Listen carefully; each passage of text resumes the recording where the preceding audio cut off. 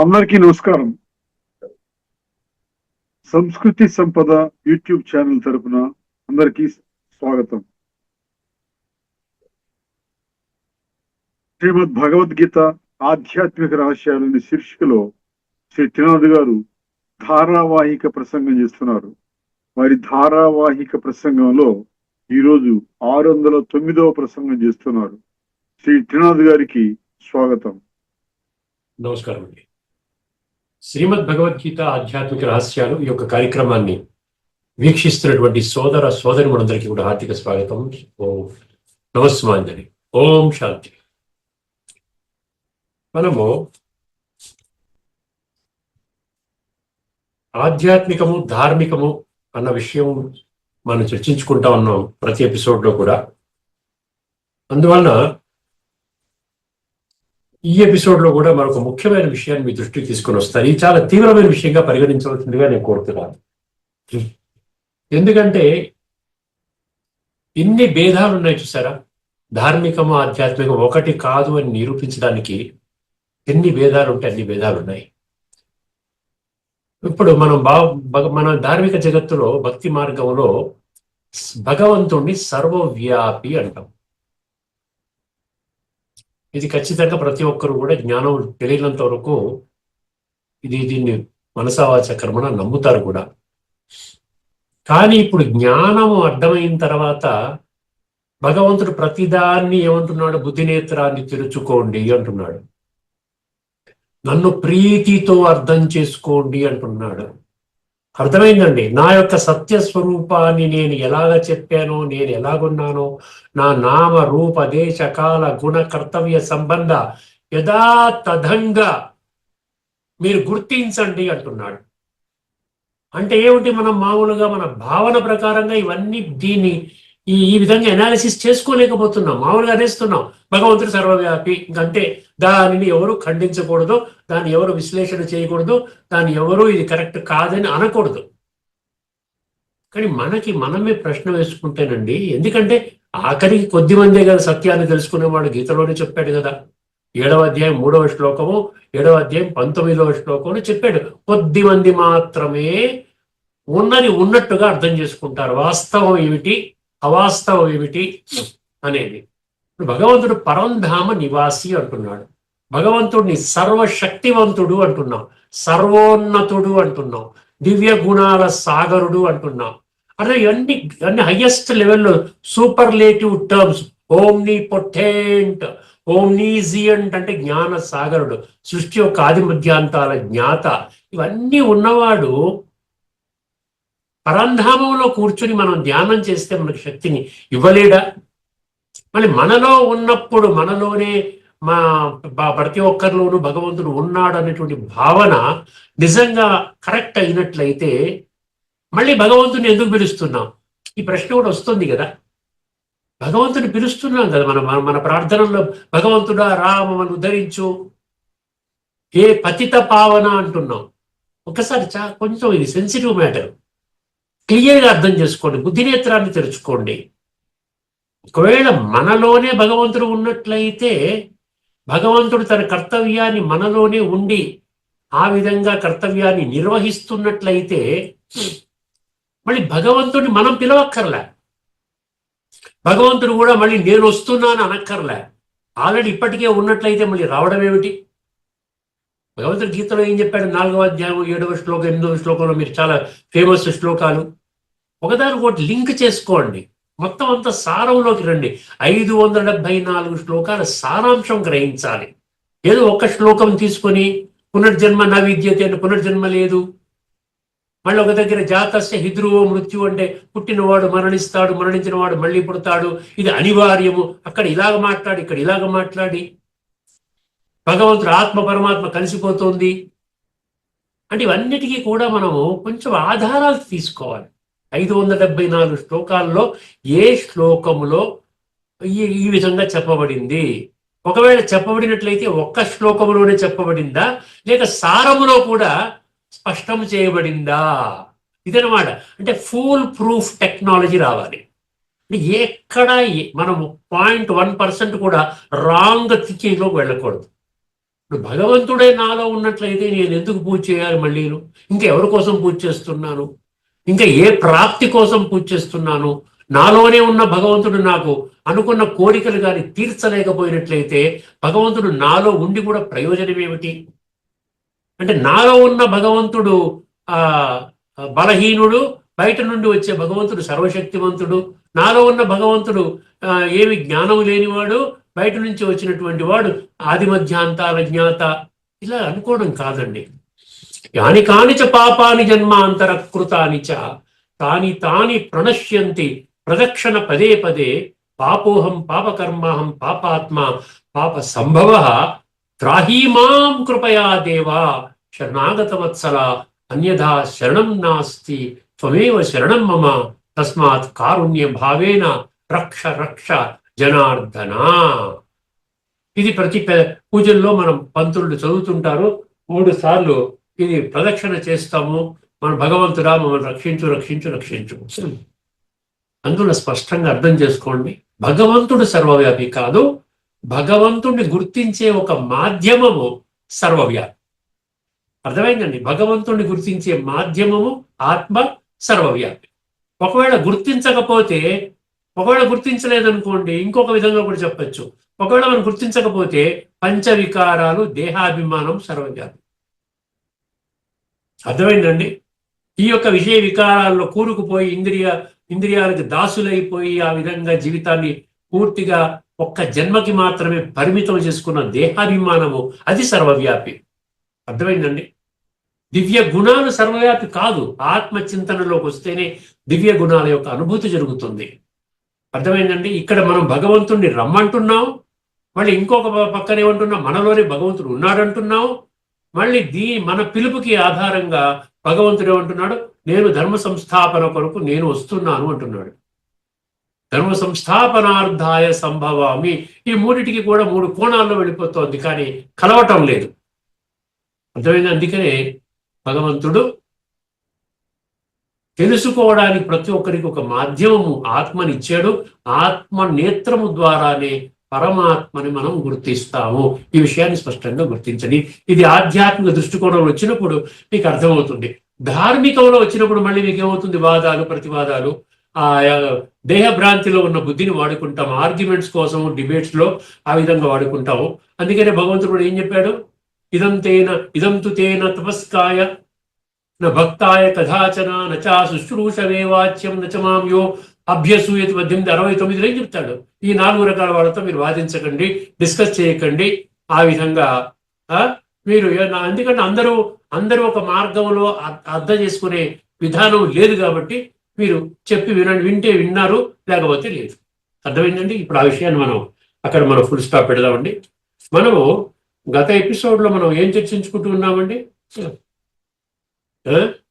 ఒక కఠోపనిషత్తు 1:2:25 అర్థమైంది. చాలా ముఖ్యమైనటువంటిది ఇది. 2వ అధ్యాయములోని ఆఖరి మంత్రం. 2వ అధ్యాయం అంటే 2వ అధ్యాయం కాదు, 1వ అధ్యాయములోని 2వ వల్లి ఆఖరి మంత్రము. 1:2:25 25 మంత్రాలు ఉన్నాయని చెప్పుకున్నాం కదా.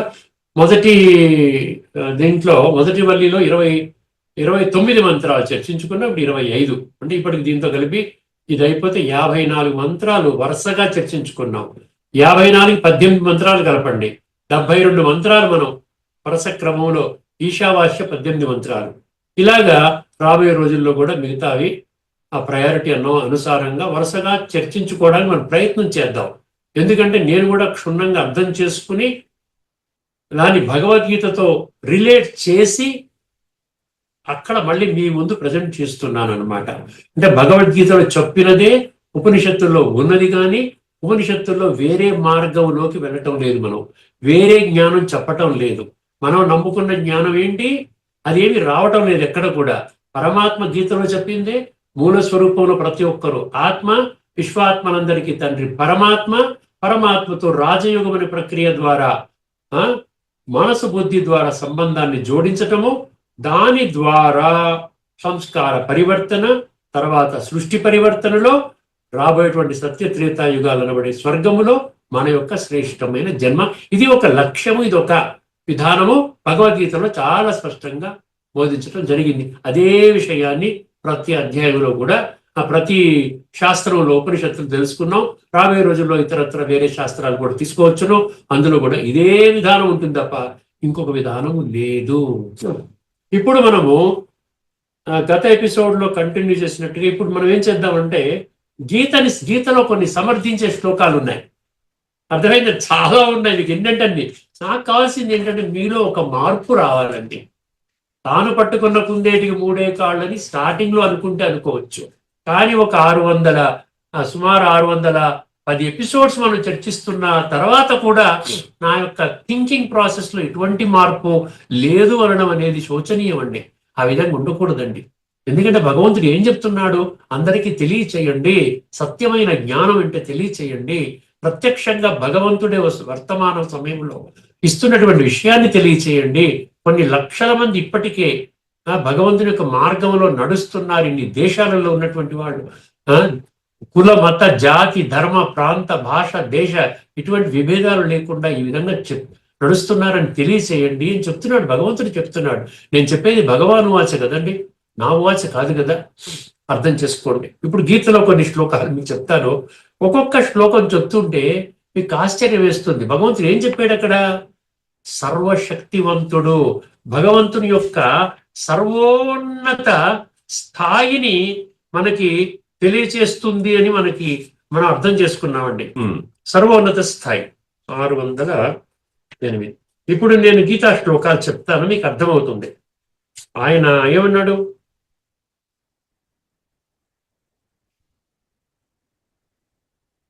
నేను బ్రాహ్మణుల్ని క్షత్రియులు అనేది మనం వర్తమానంలో మామూలుగా భౌతికంలో వాళ్ళు ఏమంటారు, చాలా గొప్ప వాళ్ళుగా భావిస్తారు కదా, వాళ్ళకు కూడా ఏమి ఎక్సెప్షన్ లేదు, అందరినీ కూడా మింగేస్తానన్నాడు, ఆహారంలో స్వీకరించేస్తానన్నాడు, మృత్యువుని కూడా నా కంట్రోల్లో ఉంటుందన్నాడు.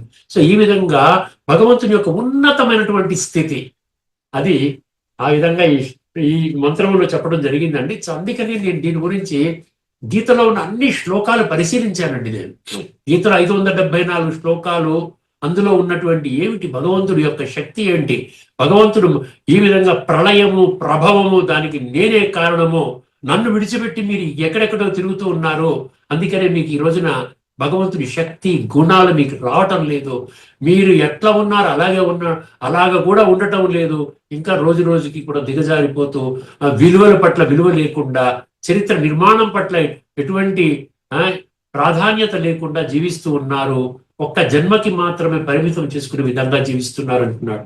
ఒక్కసారి గమనించండి, 7వ అధ్యాయము 6వ శ్లోకము. ఏతద్ యోనీని భూతాని సర్వాణి త్యుపధారయ అహం కృత్స్నస్య జగతః ప్రభవ ప్రళయ తదా. ప్రభవము ప్రళయం అనే ఆ పదాలు వస్తాయండి. ఆ పదాలు ఉన్న శ్లోకాలన్నీ మీ ముందు ఉంచబోతున్నాను, మీరు రాసుకోండి, తర్వాత చదువుకోండి కావాలంటే. 7వ అధ్యాయం అంటే జ్ఞాన విజ్ఞాన యోగంలో 6వ శ్లోకం. అర్థమైందండి? ఇక్కడ ఏమన్నాడు? సమస్త ప్రాణులు నా యొక్క చేతన అచేతన అంటే చైతన్య జడ, జడ చైతన్య, చేతన అంటే ఇది చైతన్యము, జడ అంటే అచేతన, అచేతన అంటే ఆ విధంగా ఏదో శవం లాగా అనమాట.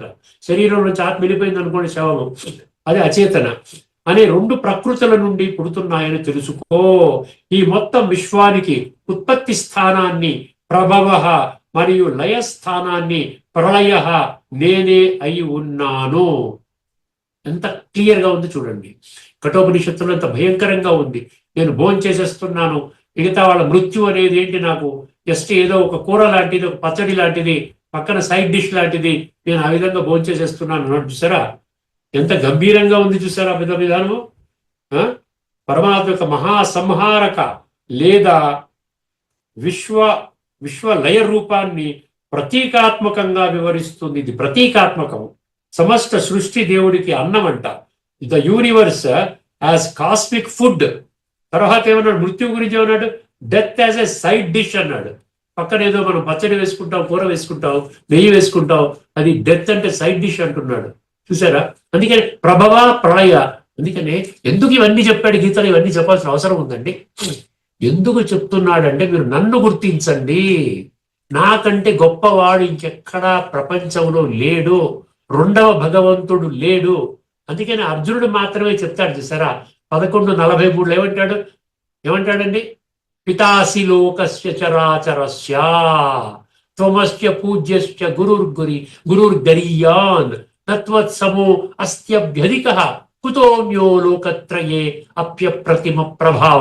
అంటే 3 లోకాలలో కూడా నీతో సమానమైన వాడే ఇంకొక శక్తి లేదు. అలాంటప్పుడు నీకంటే అధికుడు ఎక్కడుంటాడు? అందుకని నీ ఒక్కడివే పూజ్యనీయుడివి, నీ ఒక్కడివే పరమ సద్గురువి, జగద్గురువు అని అంటున్నాం కదా. ఒక్క భగవంతుడే జగద్గురు అని అర్జునుడు చక్కగా 11:43 మీరు రాసుకోండి, అక్కడ చెప్పడం జరిగింది. అందుకని ఇక్కడ ఏం చెప్పాడు? 7:6 రాసు. తర్వాత 8:18 అండి. చాలా శ్లోకాలు మీ ముందుంచబోతున్నాను, ఎందుకంటే ఇది చాలా శక్తిశాలి మంత్రము. కఠోపనిషత్తులోని 1వ అధ్యాయం 2వ వల్లి ఆఖరి మంత్రము.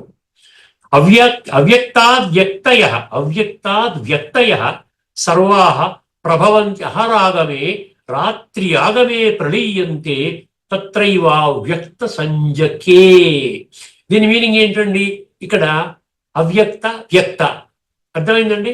ఆ విధంగా రాత్రి యాగమే అహరాగమే అన్నాడు. అహ అంటే పగలండి, రాత్రి అంటే రాత్రి, అంటే బ్రహ్మ పగలు బ్రహ్మ రాత్రి అంటాడు. సత్యత్రేతాయుగాలు బ్రహ్మ పగలు, ద్వాపర కలియుగాలు బ్రహ్మ రాత్రి. ఈ విధంగా పగలు ఎప్పుడు ప్రారంభమవుతుంది? దేంతో ప్రారంభమవుతుంది?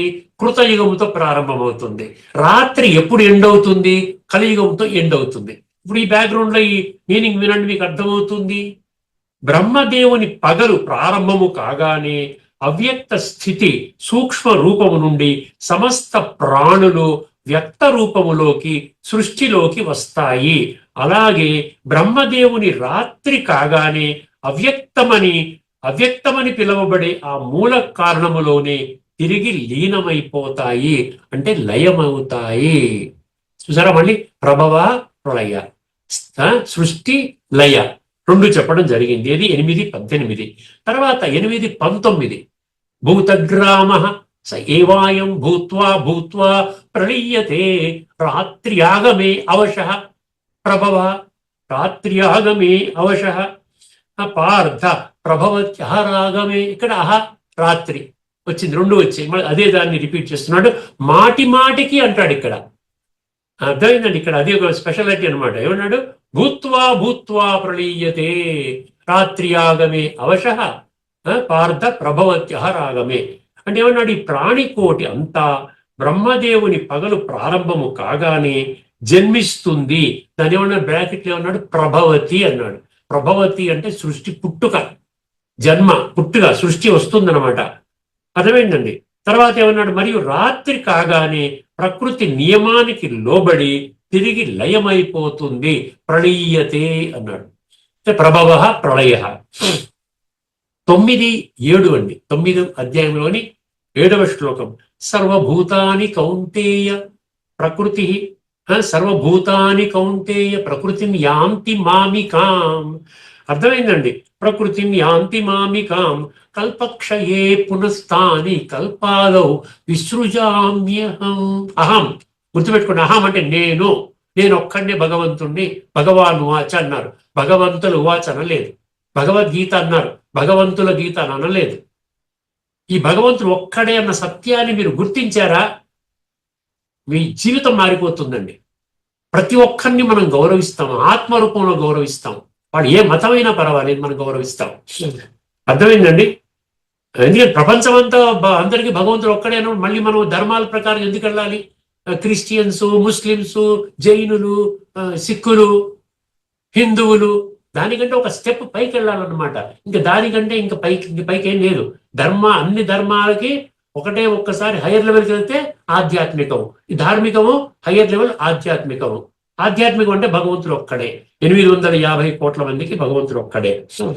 ఇక్కడ ఏం చెప్పాడు? 9:7లో కల్పాంతములో సమస్త జీవులు నా ప్రకృతిలో లీనమవుతాయి. అక్కడ సమస్త జీవులు అన్నాడా? హిందువులు మాత్రమే అన్నాడా? తిరిగి కల్పారంభములో వారి వారి పూర్వ కర్మలను అనుసరించి, అండర్లైన్ చేసుకోండి, వారి పూర్వ కర్మలను అనుసరించి పదే సృష్టిస్తూ ఉంటాను. అంటే ప్రతి కల్పము ఇదే జరుగుతూ ఉంటుంది. ఇంకా ఎటర్నల్ అన్నమాట. ఇంకా దీనికి ఏమి ఆగడం అంటూ ఉండదు. ఈ సృష్టి అనేది, సృష్టి లయ, ఈ 2 ఆగడం అంటూ ఉండదు. పరమాత్మ యొక్క సృష్టి లయ శక్తిని స్పష్టంగా తెలియజేస్తుంది. ఏమిటంటే ఇది 9వ అధ్యాయంలోని 7వ శ్లోకము. ఇప్పుడు 9వ అధ్యాయంలోని 8వ శ్లోకంలోకి వెళుతున్నాం. ప్రకృతిం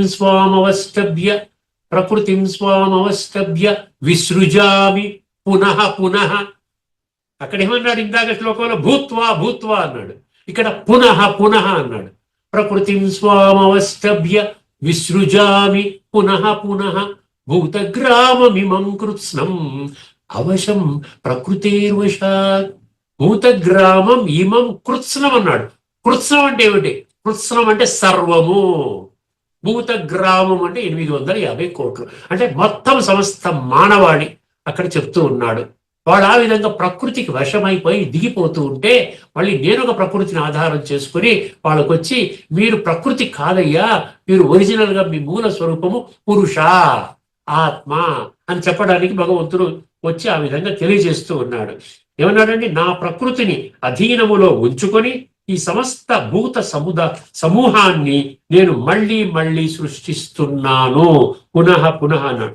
జగత్తు పరమాత్మ నియంత్రణలోనే ఉద్భవిస్తోందని స్పష్టమవుతుంది. చూసారా? దీన్ని బట్టి ఏమవుతుంది? బ్రాకెట్ లో అక్కడ పాయింట్ ఏంటి, కఠోపనిషత్తులో చెప్పిన పాయింట్కి సమర్థన ఉందా లేదా అనేది నేను మళ్ళీ రాసుకున్నాను. అక్కడ జగత్తు పరమాత్మ నియంత్రణలోనే ఉద్భవిస్తుంది అన్న సత్యము నిర్ధారించబడింది. తర్వాత 9వ అధ్యాయంలోని 10వ శ్లోకము. మయాధ్యక్షేణ ప్రకృతి సూయతే సచరాచరం హేతునానేన కౌంతేయ జగద్విపరివర్తతే. ఈ జగత్తు అనేది నా అధీనంలో, నా అధ్యక్షుడు అంటే ప్రెసిడెంట్, అర్థమైంది? ఉపాధ్యక్షుడు వైస్ అంటాం కదా. నా మయా అధ్యక్షేణ ప్రకృతి. ఈ ప్రకృతి అనేది నా అధ్యక్షతలో పనిచేస్తుంది. దాని పని ఏంటి? ఆ విధంగా సృష్టి చక్రంలో ఈ విధంగా తిరుగుతూ ఉంటుంది నా అధ్యక్షతను అని చెప్తున్నాడు. అర్థమైందండి? నా అధ్యక్షతలోనే ప్రకృతి సమస్త జగత్తును నడుపుతుంది. అంటే జగత్తులోని అన్ని శక్తులు పరమాత్మ నియంత్రణలోనే ఉన్నాయి. తర్వాత 9, 18 ఇవన్నీ మనం చర్చించుకున్నాం. అయినా ఇప్పుడు ఈ సందర్భంగా కఠోపనిషత్తులో 1, 2, 25 ఈ మంత్రాన్ని సమర్థించడం కోసం అది ఇది ఒకటే. భగవద్గీత కంటే మించినటువంటిది ఇంకా శాస్త్రం అంటూ ఇంకోటి లేదు. సర్వశాస్త్రమై శిరోమణి శ్రీమద్ భగవద్గీత అని ప్రూవ్ చేయడానికి కోసం అన్ని మనం చెప్తున్నాం. ఆధ్యాత్మిక రహస్యాలను పెట్టుకున్నాం కదా పేరు. గతిర్భర్త ప్రభు సాక్షి నివాస శరణం సుహృత్ ప్రభవ ప్రళయ స్థానం నిదానం బీజమవ్యయం అని అక్కర్లే. ప్రభవ ప్రళయ అన్నాడు. ప్రభవ నేనే కారణము, ప్రళయ నేనే కారణం. 9, 18 చదువుకోండి. నేనే గమ్యాన్ని, నేనే పోషకుడిని, నేనే ప్రభువును, నేనే సాక్షిని, నేనే నివాసాన్ని, నేనే శరణాగతుడిని, నేనే మిత్రుడిని, సృష్టి యొక్క ఉత్పత్తి స్థానాన్ని నేనే, లయస్థానాన్ని అంటే ప్రభవ ప్రళయ ఆధారాన్ని, ప్రళయ కాలములో సర్వము దాగి ఉండే నిధిని మరియు నాశనము లేని శాశ్వతమైన బీజాన్ని నేనే అన్నాడా మేమన్నాడు? చెప్పండి. 10వ అధ్యాయంలోని 8వ శ్లోకము. అహం సర్వస్య ప్రభవో మత్తః సర్వం ప్రవర్తతే ఇది మత్వా భజంతే మాం బుధా భావ సమన్విత. ఈ విషయం తెలుసుకున్నవాడు భగవంతుడి మీద బలిహారం అయిపోతాడండి. భగవంతుడి బలిహారం అవ్వాలి. మత్పరాయణ అంటున్నాడు కదా. నా శరణులోకి రండి అన్నాడు. సర్వధర్మాన్ పరిత్యజ్య మాం ఏకం శరణం వ్రజ. నేను ఒక్కడినే భగవంతుడిని, నా శరణులోకి రండి, మీ జీవితాన్ని సమూలంగా ఉద్ధరిస్తానంటున్నాడు కదా. అర్థమైందండి? ఏమన్నాడు ఇక్కడ? మీనింగ్ ఏంటి? సర్వము నా నుండే ఉద్భవించింది, సమస్తము నా అధీనములోనే నడుస్తోంది. ఈ పరమ సత్యాన్ని గ్రహించిన జ్ఞానులు, గ్రహించిన భక్తులు అనలేదు, గ్రహించిన జ్ఞానులు నన్ను అమితమైన శ్రద్ధాభక్తులతో ఆరాధిస్తారు. అంటే భగవంతుని యొక్క పరమ అధికార భావానికి ఈ శ్లోకం మద్దతిస్తుంది. 10వ అధ్యాయము 20వ శ్లోకం అండి. అహం ఆత్మా గుడాకేశ సర్వభూతాశయ స్థిత అహం ఆదిశ్చ మధ్యం చ భూతానాం అంత ఏవ చ. దాని మీనింగ్ చూడండి. సమయాన్ని దృష్టిలో పెట్టుకుని నేను చదువుతున్నాను. ఓ అర్జున, సమస్త జీవుల హృదయాలలో నివసించే అంతరాత్మను నేనే. ఇక్కడ కొన్ని విషయాలను ఏం చేశారంటే అది నెగిటివ్ కన్నోటేషన్ లో తీసుకుని భగవంతుడు అంతరాత్మలో ఉన్నాడంటే సర్వవ్యాపి. ఎలాగ సర్వవ్యాపి? సర్వవ్యాపి అయితే ప్రపంచం ఎలా ఉండాలండి? భగవంతుడి కంట్రోల్లో ఉన్నటువంటి భగవంతుడు సర్వశక్తివంతుడు మనలో ఉన్నాడు అంటే మనలో చైతన్యం లేకుండా, మనలో తప్పుడు పనులు చేయకుండా, మనలో కామ క్రోధ లోభము అహంకారాలకి తావు లేకుండా సాటి మనిషిని మనం ఒక ఆత్మిక స్థితిలో గౌరవించుకుంటూ పరమాత్మ సంతానముగా ఒక సోదర భావంతో గుర్తించుకుంటూ చేస్తున్నామా? చేయటం లేదు. అక్కడ ఉన్నదాన్ని దాన్ని కొంచెం లాజికల్ గా తీసుకుని వెళ్ళాలి. అక్కడ ఫుల్ స్టాప్ పెట్టేసి ఆర్గ్యుమెంట్ లోకి వెళ్ళకూడదు. అర్థమైందండి? ఓ అర్జున, సమస్త జీవుల హృదయాలలో నివసించే అంతరాత్మను నేనే. అంతేకాదు ఈ సమస్త జీవుల ఉత్పత్తికి, చూసారా, సమస్త జీవుల ఉత్పత్తికి అంటే ఆది స్థితికి మధ్య మరియు వినాశనానికి అంతము కూడా కారణము నేనే. 10వ అధ్యాయం 32వ శ్లోకం.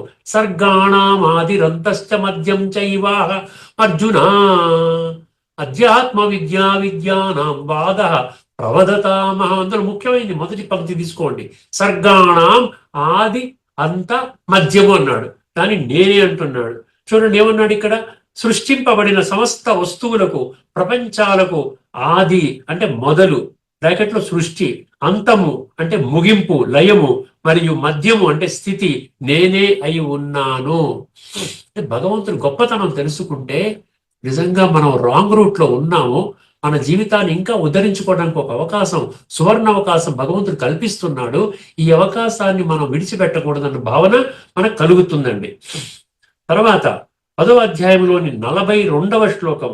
అథవా బహూనైతేన కిం జ్ఞాతేన తవార్జున ఇష్టభ్యాహమిదం కృష్ణం ఏకాంశేన స్థితో జగత్ అన్నాడు.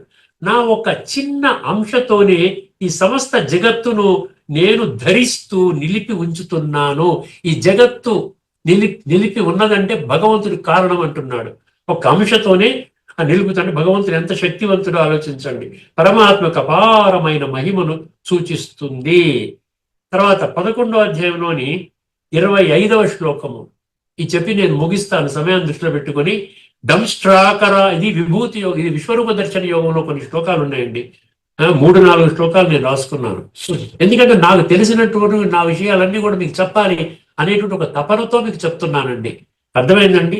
నేనే గొప్పవాడిని చెప్పడం లేదు, నేనే గొప్పవాడిని కాదు, నేను కూడా ఒక పరమాత్మ సంతానాన్ని, ఒక సోదరుణ్ణి, మీకు గురువుని కాదు. దంష్ట్రాకరాళాని చతే ముఖాని దృష్ట్వైవ కాలానలసన్నిభాని దిశో న జానే న లభే చ శర్మ ప్రసీద దేవేశ జగన్నివాస. అర్జునుడు ఎక్స్ప్లెయిన్ చేస్తున్నాడు భగవంతుడి యొక్క విశ్వరూపాన్ని చూసిన తర్వాత. ఆ విధంగా అర్జున వాచ శ్లోకం అన్నమాట. ప్రళయాగ్ని వంటి కోరలతో భయంకరముగా ఉన్న నీ ముఖాలను చూడగానే నాకు దిక్కులు తెలియడము లేదు, శాంతి లభించటము లేదు. లోకరక్షక నాపై అనుగ్రహము చూపు అంటే ఇక్కడ మనకేం చెప్పాడు? నేను అందరినీ భోజనం చేసేస్తాను, తినేస్తాను, మృత్యు అంతా నాకు పచ్చడి లాంటిది, కూర లాంటిది అని చెప్పాడు. చూసారా? అంటే ఆ ఉగ్ర రూపం అన్నమాట. ఈ ప్రళయం జరగబోతున్న సమయంలో భగవంతుడి కర్తవ్యం ఏంటి? అందరూ వెళ్ళిపోతారు. ఇప్పుడు జరుగుతుంది ప్రపంచంలో, యుద్ధాలు జరుగుతున్నాయి, రకరకాల సమస్యలు వస్తున్నాయి. రేపు 3వ ప్రపంచ యుద్ధమో లేకపోతే అణుయుద్ధమో, కరోనా టైంలో కూడా లక్షల మంది చనిపోయారు ప్రతి దేశంలో కూడా. అట్లాంటిది ఏదో విపత్తు ద్వారా ఏదో జరుగుతుంది. అది ఏమిటంటే కలియుగం యొక్క చివరి దశకు చేరుకున్నప్పుడు ఇటువంటి మనసులో ప్రతి ఒక్కరు వినాశకాల విపరీత బుద్ధి అంటారు చూసారా? ఆ విధంగా జరుగుతూ ఉంటుంది. ఇంకా కొన్ని శ్లోకాలు తర్వాత ఉపనిషత్తు సమర్థించే మంత్రాలు కూడా ఉన్నాయండి. అవి కూడా మీ దృష్టికి నేను తీసుకొని వస్తాను తదుపరి ఎపిసోడ్లో. దీన్ని కంటిన్యూ చేద్దాం. 1వ అధ్యాయం 2వ వెళ్ళి 25వ మంత్రం ఇంకా ముగిసిపోలేదు.